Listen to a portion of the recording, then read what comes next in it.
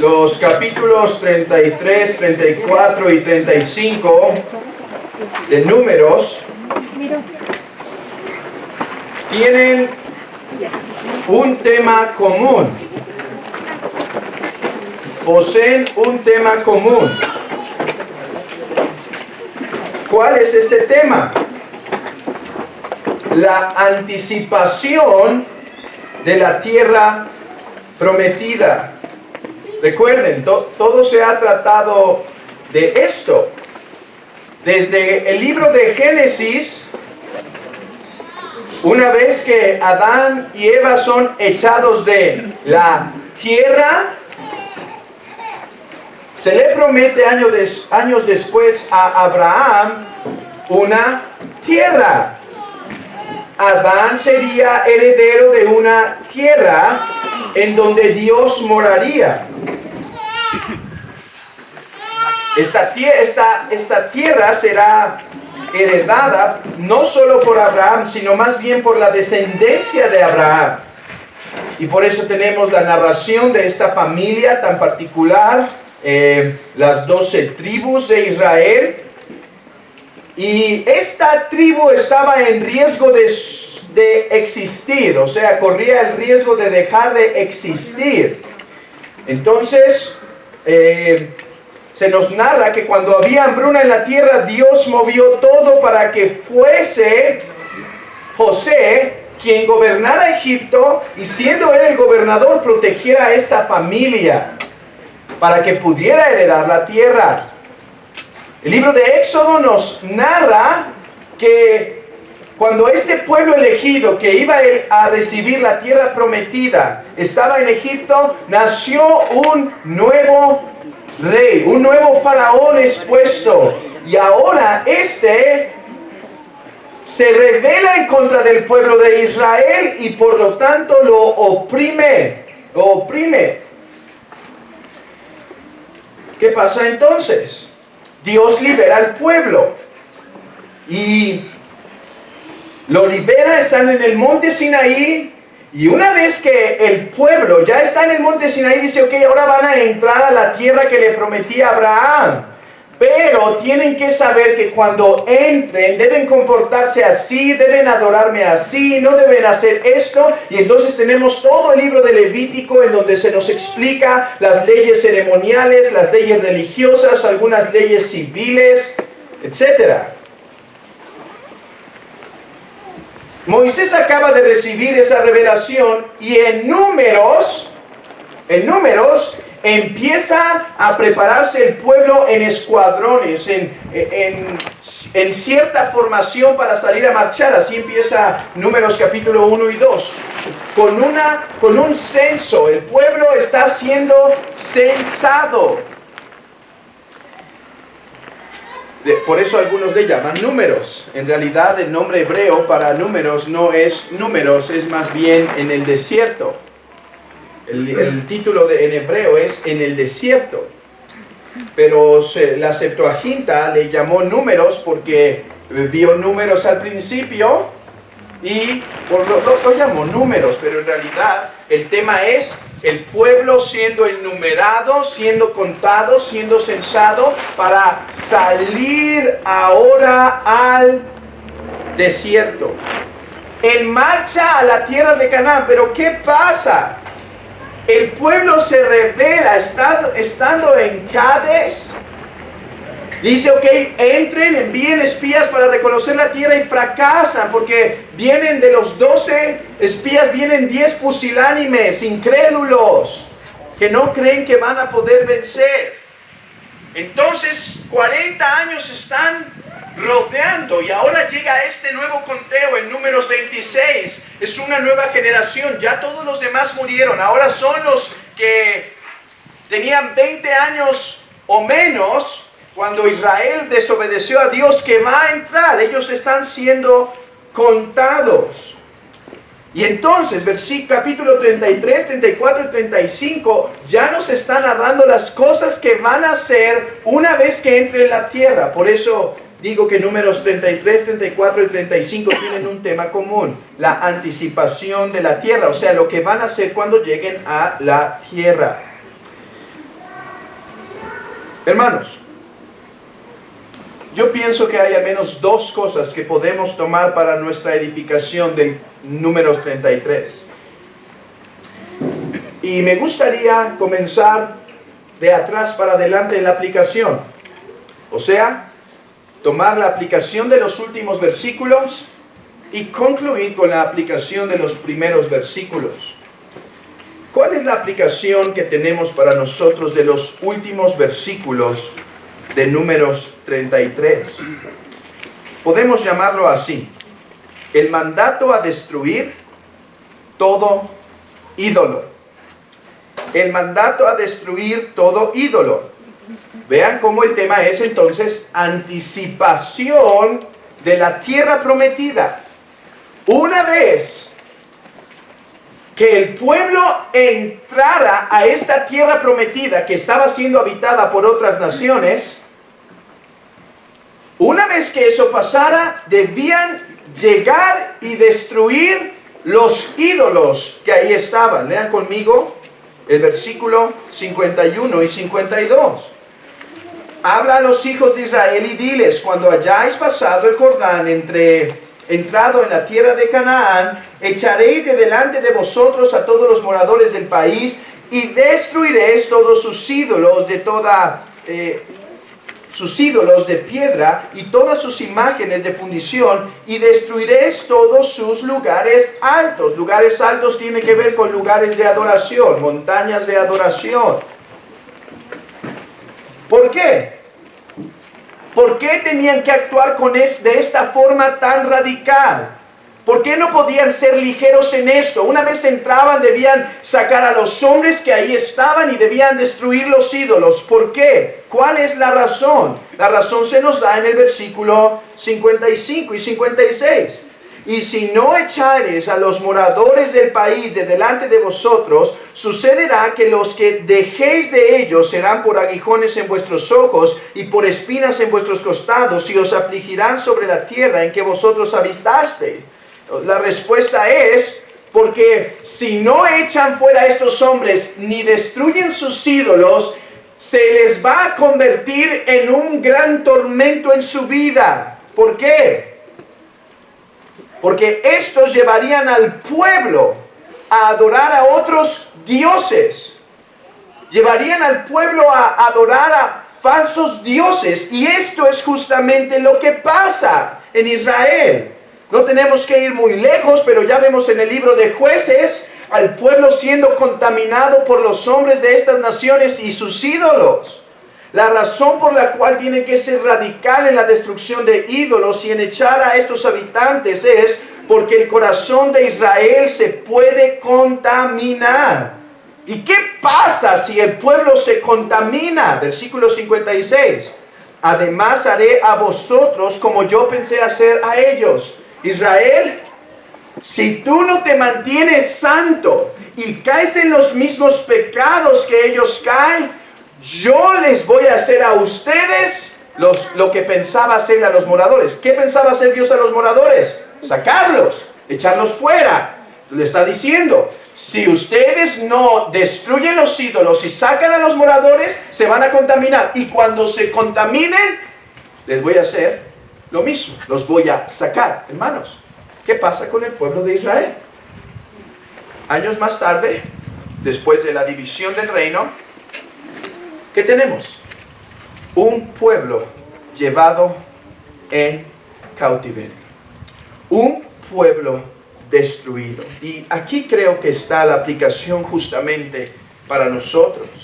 La aplicación es la seriedad con la que debemos tratar el pecado. Si en algo se caracteriza esta generación cristiana de nuestros días, el evangelicalismo ligero de nuestros días, si en algo se caracteriza es por ligereza en el pecado. Las iglesias, en las iglesias, los pastores o supuestos pastores no desean hablar más del pecado, no desean más incomodar ni a los visitantes ni a los creyentes de mucho tiempo. Pero Dios trata con seriedad el pecado. y trata con seriedad el pecado de su pueblo. Este texto es un llamado a Israel a decir, cuando entren, obedezcan mi llamado de destruir todo ídolo, porque si no lo hacen, vean esto, si dejan un pequeño remanente, pero Señor, destruimos el 90%, sí, pero si dejan ese 10%, los va a contaminar, se van a corromper y yo los voy a disciplinar. Somos llamados como cristianos a tratar el pecado como Dios está mandando al pueblo de Israel. A destruir todo pecado que nos encontremos. Hermanos, es verdad. Como cristianos nunca podremos llegar a ser perfectos en esta tierra. Siempre tendremos un remanente. Pero el llamado de Dios al cristiano es conocer sus pecados, conocer los pecados con los que lucha y estrangularlos y destruirlos y desaparecerlos. Quizá no va a haber una absoluta victoria aquí en la tierra, pero sí puede haber un dominio. Hermanos, somos llamados a luchar contra todo pecado que nos encontremos, porque así como unos cuantos ídolos en Israel podrían voltear su corazón, así cuando el cristiano reconoce pecado, pero decide pasarlo por alto e ignorarlo, no hacerle caso, ese pequeño pecado va a traer destrucción,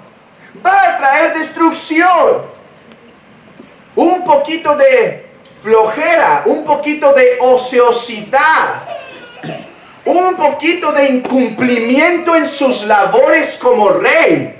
El rey dice en 2 de Samuel que en los tiempos en que los reyes salían a la batalla, en esos tiempos cuando era común que el rey saliera, David se quedó y contempló a una bella mujer y cayó. Y trajo gran desgracia para el santo David. Trajo gran repercusión. Un pequeño pecado produce grandes estragos. Miren lo que dice el anglicano J.C. Wright. No hay grado de pecado en el que el más grande de los santos no pueda caer si no es sostenido por la gracia de Dios y si no vela y ora. La semilla de cada perversidad yacen escondidas en nuestros corazones. Solo necesitan la estación conveniente para brotar a una vitalidad maliciosa. Así que el que piense estar firme, mira que no caiga. Wright está haciendo un comentario de la advertencia de nuestro Señor a los 12. Pedro, Satanás te ha pedido para zarandear. Así que mantente en oración, mantente luchando, hermanos. ¿Discernimos pecado en nuestra vida? Yo espero que sí. Si no alcanzas a discernir pecado en tu vida y crees que estás en un estado de impecabilidad, realmente estás ciego. Realmente no ves. Tienes ojos, mas no ojos espirituales, no ves. Hermanos, yo sé que todos nosotros podemos reconocer pecado. Nuestro llamado es atacar. Nuestro llamado es destruir. Hermano, si ves algo que está brotando, eres llamado a ir y destruir. No podemos dejar a la deriva, porque aunque parezca pequeño, pero ¿qué tiene de malo esto? Es algo tan pequeño, no va a producir algo mayor. Pero ese algo pequeño se produce, brota, da a luz el pecado. Y entonces somos llevados en él. Hermano, hoy o esta semana, ¿Has luchado con el pecado? ¿Hay un pecado que estás presentando constantemente a Dios en oración? Señor, no me permitas caer. Señor, guárdame de no caer. ¿Hay un pecado, hermano, al cual estás llevando tu meditación de la palabra, por la cual estás siendo diligente diario en atenderla para tener gracia para vencer? ¿Hay un pecado en el cual quizá ha sido tan férreo que sea necesario buscar del ayuno y de la oración de otros hermanos para vencer? Hermano, ¿estamos luchando contra el pecado? El cristiano que deja de luchar contra el pecado que le es revelado es el cristiano que está en la próxima caída. Joven, un poquito de mirar, un poquito de holgazanear enfrente del monitor y puede traer graves y grandes consecuencias para tu vida. Un poquito de permitirnos perder el tiempo y se pueden convertir en grandes caídas. Un poquito de más sueño y de descuido en mis deberes espirituales y se pueden convertir en grandes estragos en mi caminar. Un poquito de dejar esa amargura crecer y después será algo que no podré perdonar. Hermanos, somos llamados a enfrentar el pecado y a lucharlo, a destruirlo. ¿Por qué? Porque si no, ese pecado se va a implantar en el corazón, se va a enterrar bien y después va a venir la mano de Dios para tratar. Hermanos, somos llamados a ser un pueblo santo. Somos llamados a ser un pueblo que lucha con el pecado. Santidad a Jehová. Santidad a Jehová, hermanos, esa es la hermosura de la iglesia. En eso consiste, en que la iglesia se supone que es el cuerpo de santos que han sido santificados por el Espíritu, por las aguas de la regeneración, hablando espiritualmente, y es un pueblo santo que sigue avanzando en santidad por la palabra y la oración y los medios de gracia. Hermanos, cuando Dios mira desde los cielos para ver a los hombres, es a la iglesia a la que puede ver y complacerse porque esta es santa. Pero hermano, ¿hay santidad en tu corazón? ¿Hay santidad en tu corazón? ¿Hay una entrega en santidad a Dios? ¿Una rendición, hermano? Hermano, si tu corazón hoy no viene santo y más bien viene sucio y corrupto, porque has estado permitiendo el pecado que entre, hoy por favor no vengas a la cena del Señor. Que no te dé vergüenza delante de los hombres. Eso es lo de menos. A Saúl le importaba su reputación delante de los hombres. No, lo que nos debe importar es delante de Dios. Saúl, cuando lo disciplina Samuel y le dice su juicio, dice, pero por favor no lo digas a los ancianos del pueblo. Me preocupa tanto mi reputación. ¿Qué importa lo que piense alguien aquí? Lo que importa es cómo estoy delante de Dios.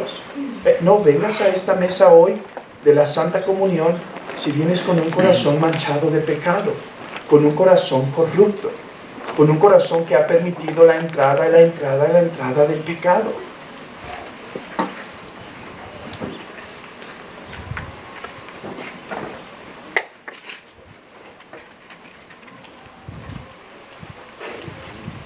Pero hay algo más. Y es esto, hermanos. ¿Qué aprendemos de esta larga narración de todos los puntos en los que estuvo el pueblo de Israel? Bueno, creo que cuando leemos detalladamente encontraríamos varias exhortaciones. Ahorita que pasábamos en la lectura, me di cuenta de cómo cuando el pueblo estaba en Mara, ¿se acuerdan qué significa Mara? Se llamó Mara porque hubo aguas amargas, hubo rebeldía. Pero después dice que pasaron a un lugar donde había 12 ríos con árboles.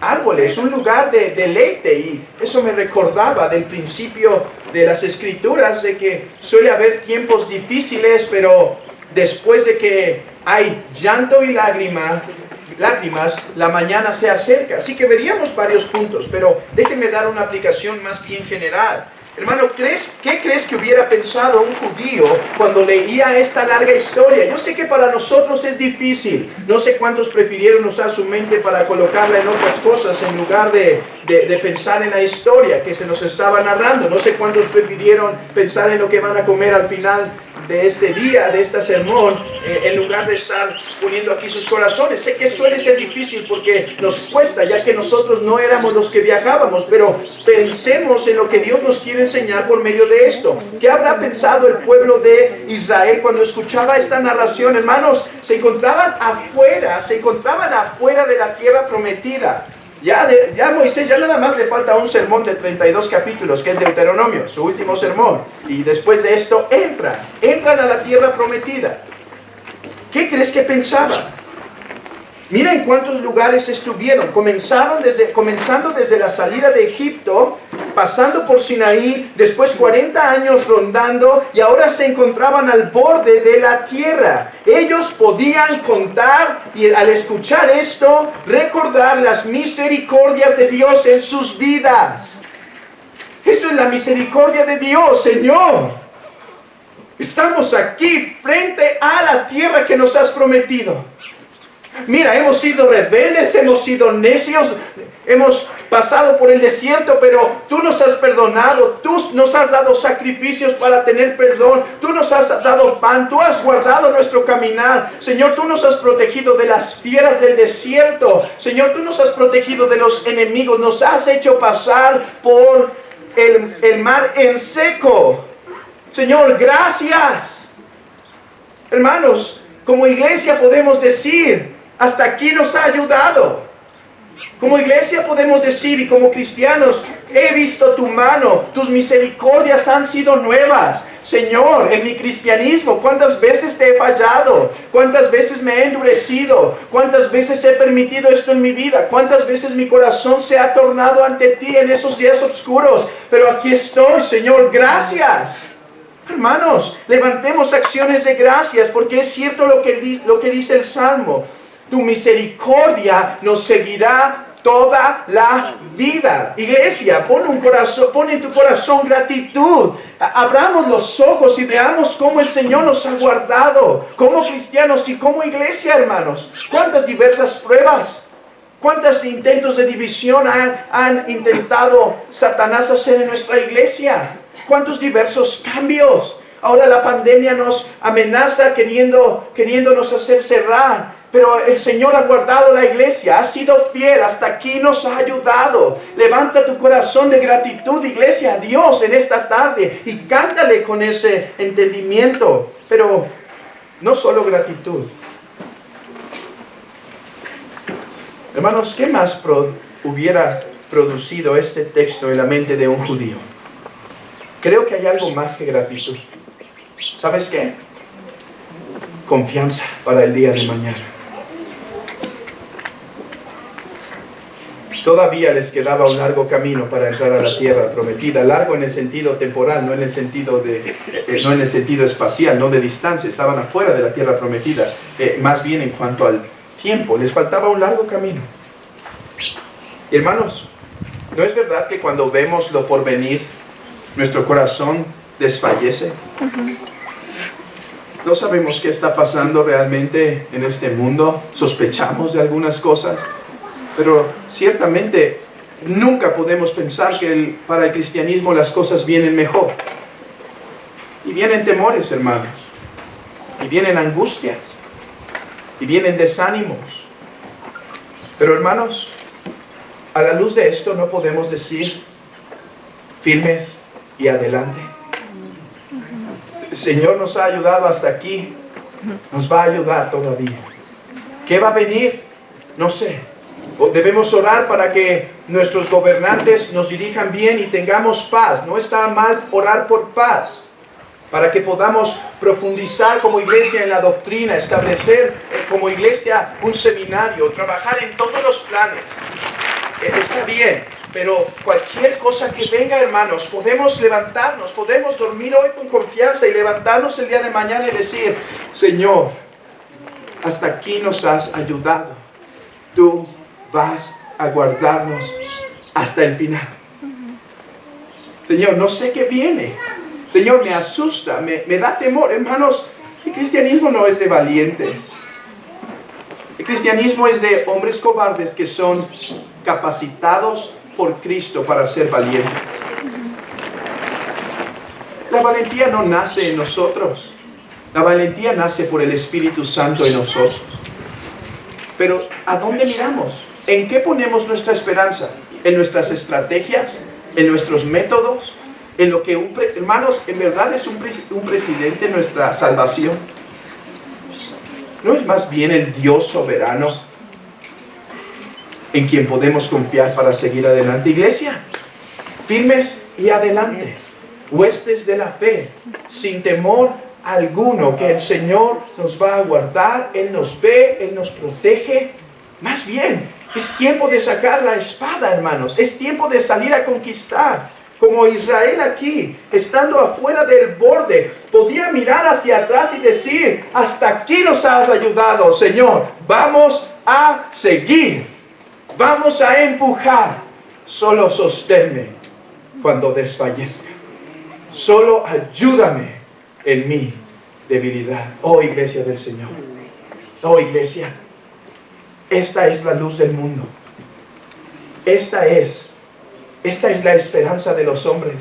Hermanos, la esperanza de los hombres no está en la casa presidencial. La esperanza de los hombres está aquí. Sí, en estos valientes de David, hombres tomados sin dignidad, hombres sin reputación, hombres sin poder, rescatados por Cristo para avanzar su reino. Hermanos, que lo que está pasando a nuestro alrededor no apoque nuestro corazón, no lo aplaste, no lo desanime. Más bien es tiempo de decir, Señor, iré a la batalla. Señor, tú has sido fiel, serás fiel. Hermanos, miremos la historia de la iglesia. Esta fe que no ha sido guardada por poderes mundiales, esta religión que comenzó con uno, el Salvador Jesucristo, y 12 pescadores sin mucha educación, incendiaron el mundo, y hoy por su fe, por su obra, por su trabajo, hermanos, estamos aquí reunidos conociendo el mensaje del Salvador. Hermanos, podemos seguir adelante, tenemos esperanza, podemos ir a la batalla. No nos distraigamos filosofando, no nos distraigamos en la mundanalidad, no nos distraigamos, sino pongamos nuestra mente y nuestro corazón en avanzar la luz del mundo por el santo evangelio de Cristo. Oh, iglesia, que el Señor aliente tu corazón para seguir adelante en esta lucha. Hermano, que sea animado, que seas animado a ir al frente de la lucha, a ir adelante, a ir trabajando, a ir empujando.